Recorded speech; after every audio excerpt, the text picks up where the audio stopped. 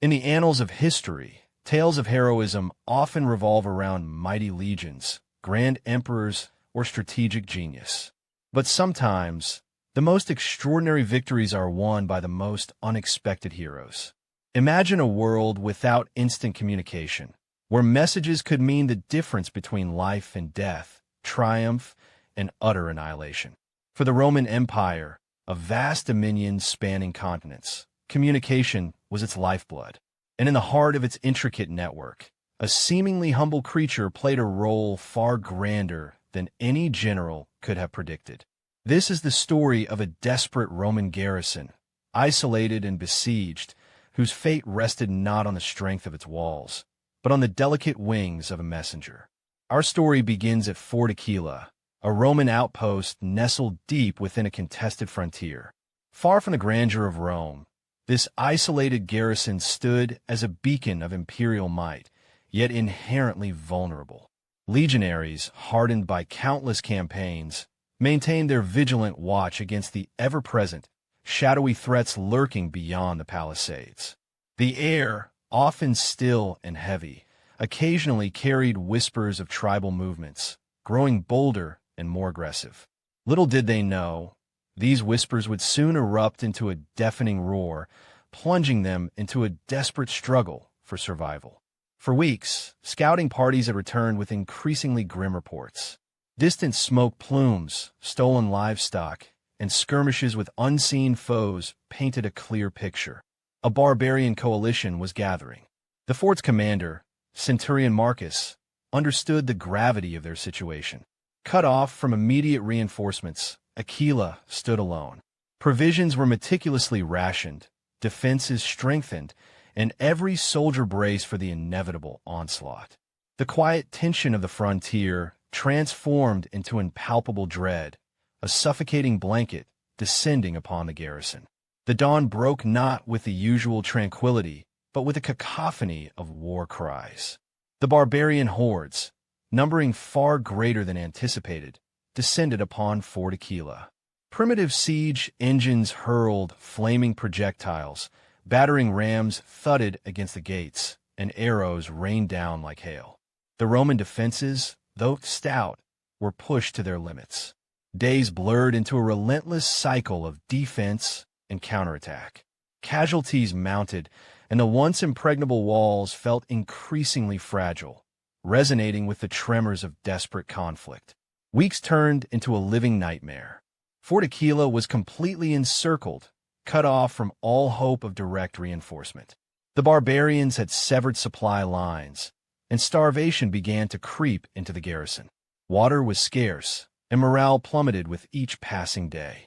Disease threatened to claim those spared by the enemy's blades. The once proud legionaries, their faces gaunt and haunted, fought with a desperate resolve, but their resources, both material and spiritual, were rapidly dwindling. Their survival depended on a miracle, a desperate plea answered. In antiquity, long before the telegraph or radio, the Romans perfected an ingenious system of communication: messenger pigeons. These remarkable birds, bred for homing instincts and endurance, were an invaluable asset to the vast Roman network.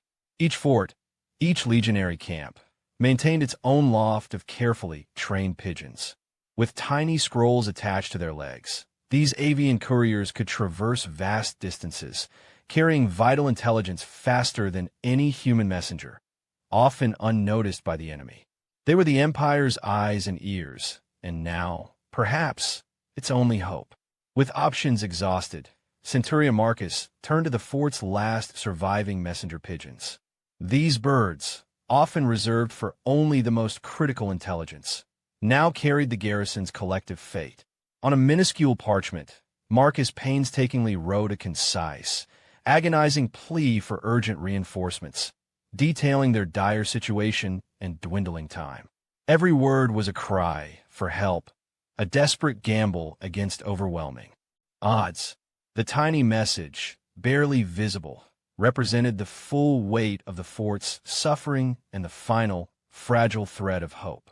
Under the cover of a moonless night, the first pigeon was released. Its delicate form ascended into the turbulent, storm-laden sky, a tiny speck against the vast, indifferent darkness. The flight was fraught with peril.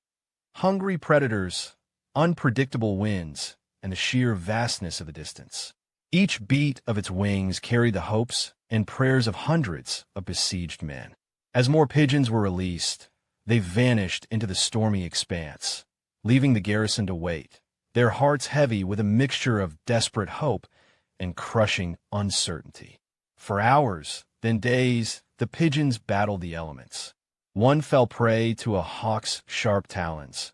Another succumbed to exhaustion, dropping into the vast wilderness below. But their innate homing instinct, honed over generations, drove the strongest ever onward.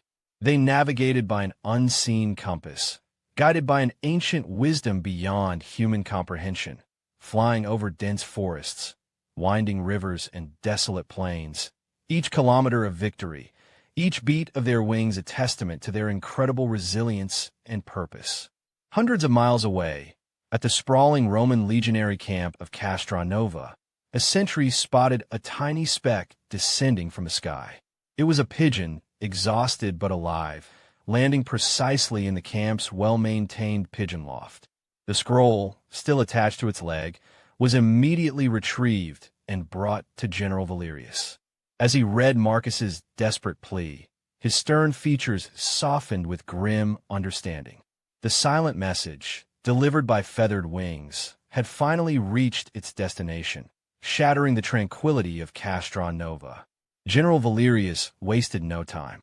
Fort Aquila was a strategic stronghold, and its loss unacceptable. Orders were barked, trumpets sounded, and within hours, a formidable relief column was mobilized. Elite cavalry, followed by disciplined legions, began their rapid march towards the besieged fort. The ground thundered beneath their boots, a stark contrast to the silent flight of the pigeons.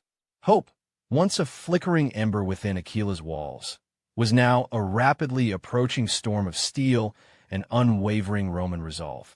Just as all hope seemed lost, a distant bugle call echoed through the forest, the unmistakable sound of Roman trumpets. The barbarians, caught completely off guard, hesitated. Then, from the tree line, General Valerius's relief force crashed into their flanks. The besieged garrison, hearing the sounds of battle, rallied with renewed vigor, opening their gates and joining the fray. The siege was broken, the barbarians routed, and Fort Aquila was saved, its defenders embracing their saviors, their eyes brimming with tears of relief and exhaustion. The tale of Fort Aquila became a legend, whispered among the legions, a testament to the extraordinary power of an ancient communication network. It cemented the messenger pigeon's status not just as a tool, but as a vital, often unsung hero of the Roman Empire.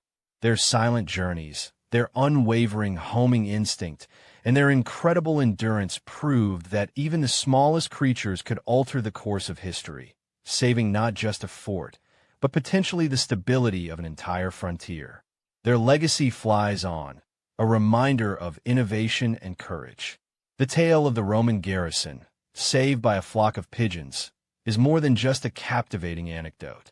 It underscores the ingenuity and resourcefulness of ancient civilizations, who leveraged every tool at their disposal, no matter how small, to survive and thrive.